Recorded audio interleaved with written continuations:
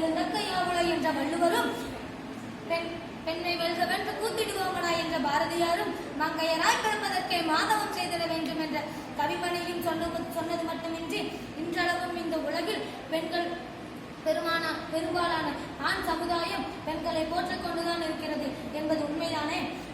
பெண்ணின் உணர்வுகளை புரிந்து கொண்ட ஆண்மகன்களுக்காக கொண்டாடப்படும் தினமாகவே பெண்கள் தினம் என்பதை நாம் புரிந்து கொள்ள வேண்டும். ஏனெனில் ஒரு பெண் எப்பொழுது பெருமை அடைகிறாள்? ஒரு ஆண்மகன் தன்னை ஒரு சக மனுஷியாகவும் தோழியாகவும் நட்புணர்வு உடையவராகவும் பார்க்கும் பொழுதே ஒரு பெண் உண்மையான ஒரு பெருமை அடைகிறாள் என்பது உண்மை. அதே சமயத்தில் பெண்களுக்கு எதிரான வன்கொடுமைகள் பாலியல் வன்முறைகள் என்பது இன்றும் நிகழ்ந்து கொண்டுதான் இருக்கிறது என்பதை வேதனைக்குரியது.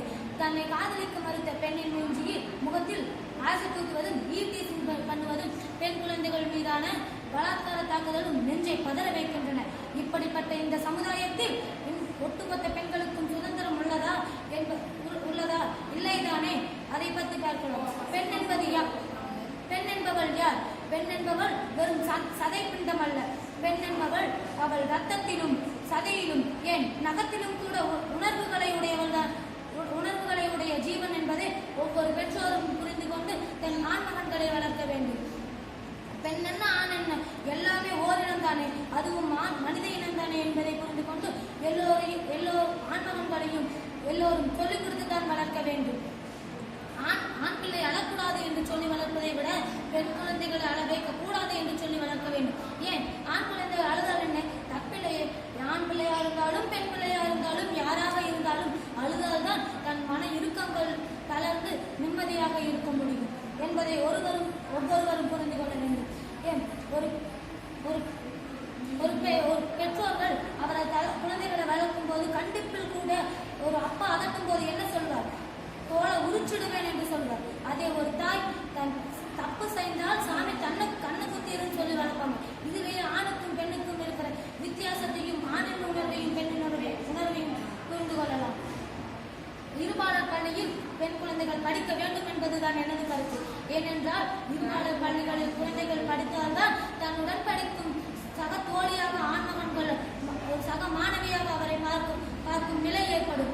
ஏனெனில் ஒரு பெண் தன்னுடைய அந்த வயதில் எவை சரி எவை தவறு என்பதை புரிந்து கொள்வதற்கு சரியான வழி கல்விதான் என்பதையும் நான் உறுத்தாக்கிக் கொள்கின்றேன். ஏனெனில் ஹார்மோன்கள் மாறுபாட்டையும் புரிந்து கொண்டு தவறான வழியில் செல்பவர்களையும் சரியான வழியில் நிலைநிறுத்துவதற்கு கல்வியே சரியான வழி என்பதையும் உறுத்தாக்கிக் கொள்கின்றேன். ஒரு பெண்ணின் பிரசவ வழி என்பது சாதாரணமான வழி அல்ல. 20 எலும்புகளை நொறுக்கும் வழிக்கு நிகரானது பிரசவ வழி என்பதை ஒவ்வொரு ஆணுமனும் ஒரு நிமிடமாவது அந்த வழியை பார்த்தால் ஒவ்வொரு ஆணும் தாய்மானவர் ஆகிவிடுவார்கள். வாரியர் சுவாமிகள் என்ன சொல்லி இருக்கிறார்கள்? தாய் அண்ணனின் மனைவி, அரசனின் மனைவி, குருவின் மனைவி என்ற 5 பேரும் நள்ளிரவில் தனியாக நடக்கும் நிலை கூட வேண்டாம். பகலில் எந்த ஒரு ஆபரணங்களும் அணியாமல் பகலில் நடந்து செல்லும் நிலை இருந்தால், சுந்தரமாக நடக்கும் நிலை இருந்தால் போதும் என்றார். அன்றைய பெண்களில் நமது பாட்டியின் கையிலும் அம்மாவின் கையிலும் திறவுகோல் இருந்தது. இன்றைய பெண்களின் கையில் எழுதுகோல் இருக்கிறது. நாளைய பெண்களின் கையில் செங்கோலை குறித்து நல்ல பாதையில்